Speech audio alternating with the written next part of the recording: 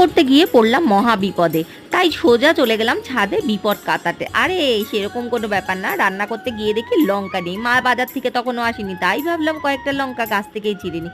গাছে তো বেশ লঙ্কা হয়েছে। আর বন্ধুরা, তোমরা কি বলতে পারো এই গাছটা কি গাছ?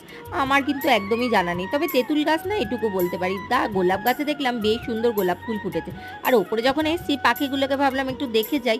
পাখিগুলো দেখো কত ডিম দিয়েছে, কিন্তু কিছুতেই বাচ্চা বের হচ্ছে না, জানি না কি করছে ওরা। তারপর নিচে এসে রান্নার ফাঁকে ফাঁকে মাঝখানে মাঝখানে একটু এসে জামা কাপড়গুলো গুছিয়ে দিলাম। জামা কাপড় আমার ভাঁজ করতে খুব বোরিং একটা কাজ লাগে। আর এদিকে মোমুরানি আঁকা এঁকেছে, তাই আমাকে বললো যে তুমি একটু দেখাও, তাই একটু তোমাদের সাথে শেয়ার করলাম।